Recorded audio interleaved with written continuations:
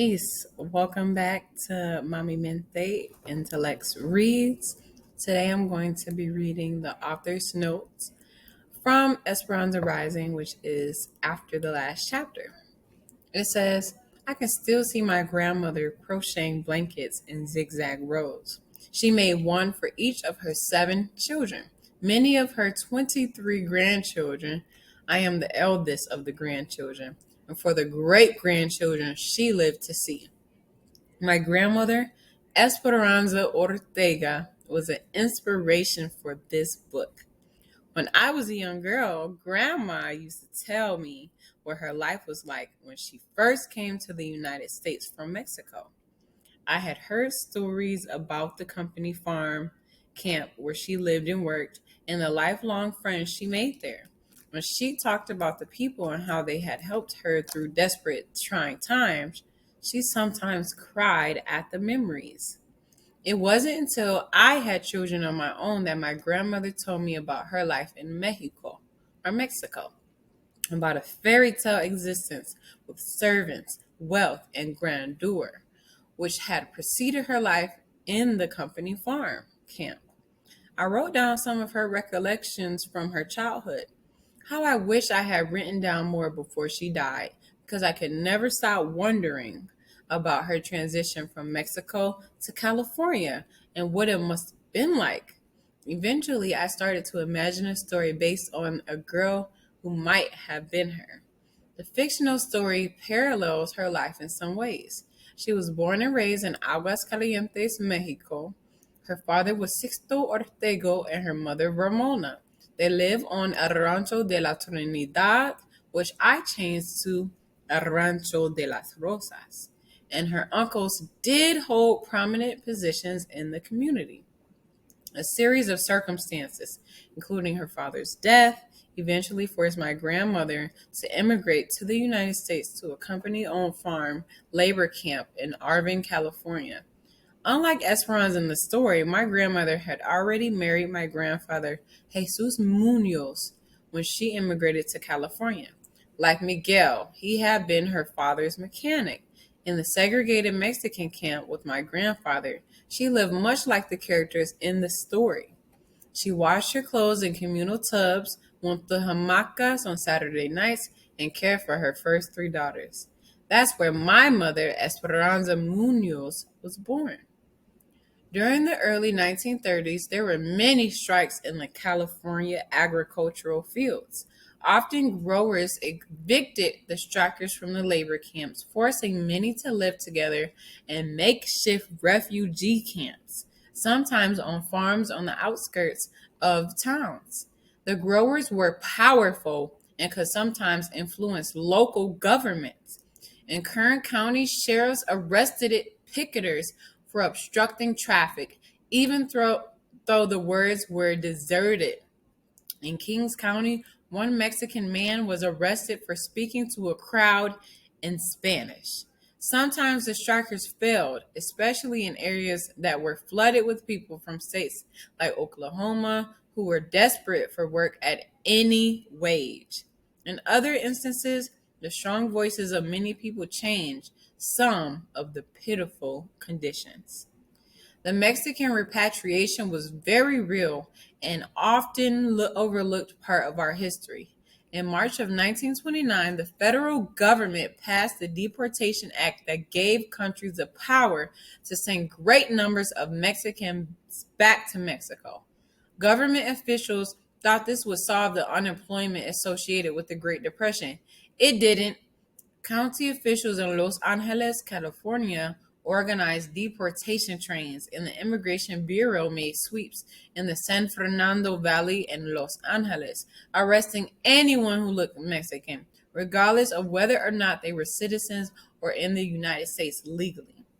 Many of those sent to Mexico were native-born United States citizens and had never been to Mexico.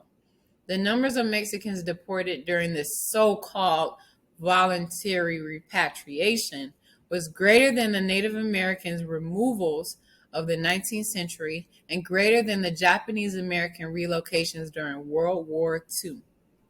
It was the largest involuntary migration in the United States up to that time.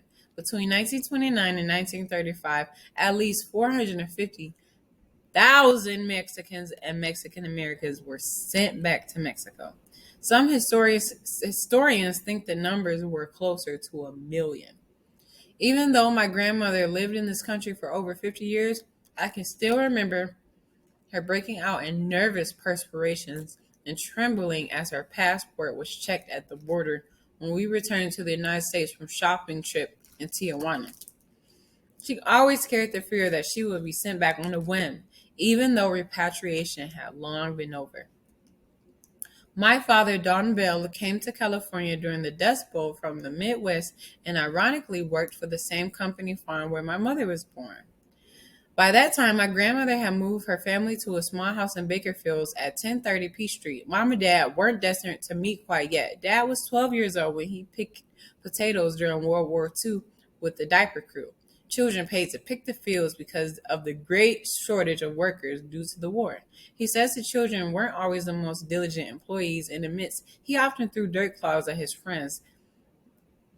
picked at his friends than he picked potatoes. Later, when he was 16, he spent a summer working for the same farm, driving trucks back and forth from the fields and delivering workers. Much of our nation's produce comes from this one area in California. It is hot in the summer and cold in the winter. There are dust storms and tool fog, and some people do contract valley fever.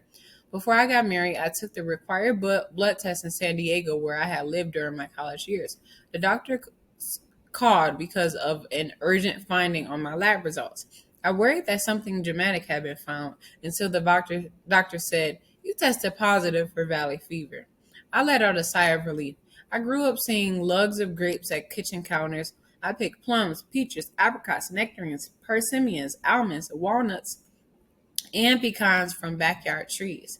Every year in August, I saw the grapes laid down on the ground to make raisins the same way they've been made for generations. Lemons, tomatoes, or squash appeared on our doorstep from neighbors or my grandmother's gardens. I never been conscious of having any symptoms of valley fever. The only fever I recollected was my burning affection for beginnings and belongings. Of course, I tested positive, I said to the doctor. I grew up in San Joaquin Valley. I knew that I had been naturally immunized to the actual disease by merely living there from the air I had breathed growing up. My family's feelings for the company camp are deeply rooted and still filled with loyalty for their start in the country, for the jobs they had at a time when so many had none. Most of the people I interviewed who lived in the same camp with my grandmother held no grudges against the Oklahomans or others who competed for their jobs at that time. One man interviewed and said, "We were all so poor. The Okies, the Filipinos, they were poor too. We all knew the feelings of wanting to work and feed our families. That was why it was so hard for so many of us to strike." When I asked about prejudice, I was told, sure, there was prejudice, horrible prejudice. But that's how things were then. Many struggled just to put food on the table and sometimes seemed to be resigned to the social issues of the time. They focused only on survival and put their hopes and dreams into their children and to their grandchildren's futures. That's what my grandma did. She survived. All of her children learned English, and so did she. Some of her children went to college. One became a professional athlete, another a member of the United States Foreign Service. Others became secretaries, a writer, or an accountant. And her grandchildren, newscasters, social workers, florists, teachers, film editors, lawyers, small business owners, and another writer, me. Our accomplishments were her accomplishments. She wished the best for all of us and rarely looked back on the difficulties of her own life. It is no wonder that in Spanish, Esperanza means hope. Peace. Thank you so much for reading with Mami Mente and Telex Reads. This is the author's note from Esperanza Rising. Thanks for watching.